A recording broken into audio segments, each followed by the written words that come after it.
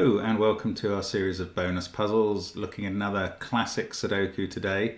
This was from one of the magazines by the puzzler, just called Sudoku. It's available, I think, in W.H. Smith's and many supermarkets. I found this at the back of an issue I hadn't completed from a couple of years ago in the harder section, so might be interesting. Let's have a look and see if we can learn anything from this one. So, a classic Sudoku, as I say. Let's start with, we've got some useful 8s up here, and given that 8 is fixed in the top.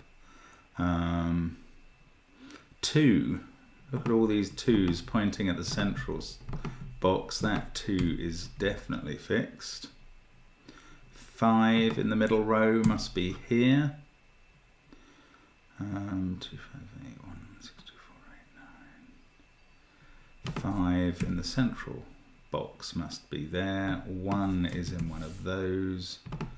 7's round the outside. Don't know about 3. 6. This, oh yes, 6 goes straight in at the top.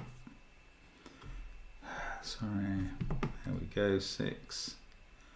4, therefore, in the central column must be there. One of these must be a 5, as must one of these. 9 in there somewhere. 6 in this box. Look, those 2 are ruled out by that one, and those by this one. So 6 in box 6 is fixed. Don't know where it goes in box 4. 4 must now be in one of those 2. And yeah, that's useful with this 4 and this 4. We now know 4 in the bottom right box must be there. 4 in the second column must be up at the top, and in one of those 2 on the left. 3 in column 7, there's only one place possible, that's there. So 3 in one of those. That's interesting. 7 is ruled out of column 7 there. It must be down here somewhere. 9 in box 2 has to be in one of those. We might be approaching a point at which it gets a bit trickier. 3's on the right there. 6,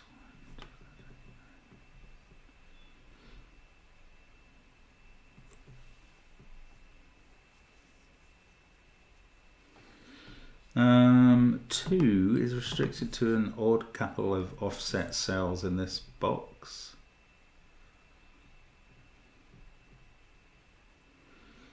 Sorry, 4. 4 has been very useful. You will have been shouting at the screen for a while about that if you noticed it.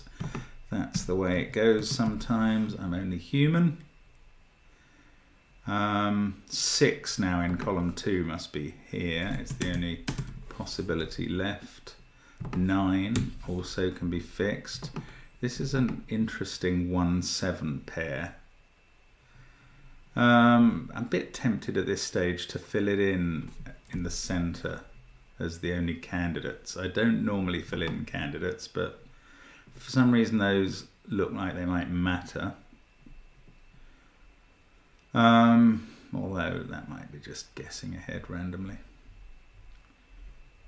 9 in one of those 2.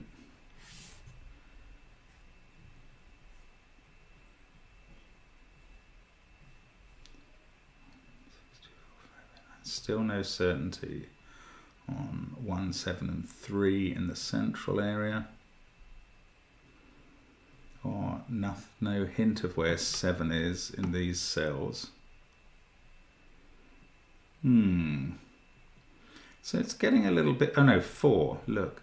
For some reason I've kept missing 4s throughout the puzzle. So I've got another one to put in. There's only 2 4s left after that. 6 now must go up here, and therefore on the bottom row of box 1.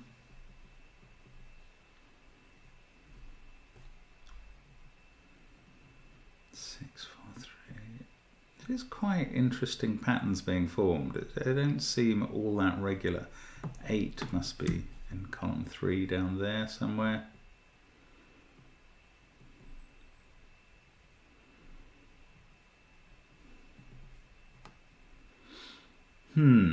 8 must be in one of those 2 as well, but annoyingly it could be in any of those 3. So what else can we find now to make progress here? Oh, 2? No, 2 is there or there. Yeah, 2's are being a bit unhelpful here. Up at the top, there or there, they're always slightly offset. I do wonder whether that means something for 2's in this box, which are currently, now these are all the positions for 2 in the grid. Now what's interesting there, for some reason I feel this can't be one of them, because then you'd have to have one here, but also one here. Yes, this cell here, row 3, column 3, that can't be a 2, partly because the others all have to obey this kind of knight's move pattern with reference to each other. But the way to look at this is, if this was a 2, then you would need a 2 in column 1 that would be here. You would need a 2 in row 2 that would be here, and both of those would rule out the 2 possibilities down here. So this one can't be a 2, and that means that one of those 2 is a 2. Now, does that tell us anything useful about this cell? Yes, it does. If this can't be a 2, we've got 3, 5, 7, 4, 8 in the row, 9, 1 in the column, and now we know it can't be a 2. It must be a 6. I'm really hoping that that might help us a lot, or blow this wide open, because that's a slightly surprising discovery. Finishes off the 4s. And the 6s, oh, well that 6 was finished anyway, yeah. But the 6s are finished. Now, we're not quite done though. That was, I mean, it was a really nice pattern, I thought. 3 and 7 must go in there.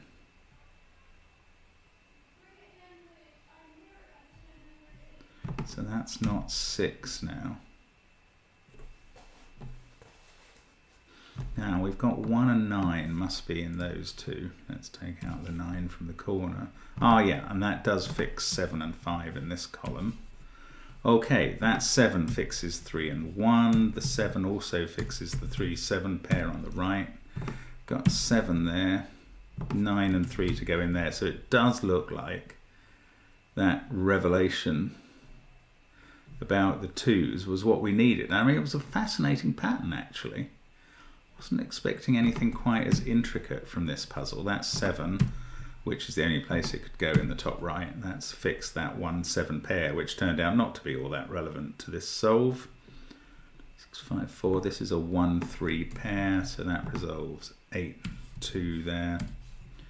5 and 7 at the top. It looks like this is coming now. We've got 9 and 2 to go in, yes. That fixes 1 and 9, and it looks like everything we need is falling out. So a really nice puzzle and a really nice pattern of 2's there that I don't know if that's the only way to resolve this puzzle. It struck me as a very nice way to resolve this puzzle, and you know, we're always looking for pleasant items of logic in these solves, and that one worked quite well.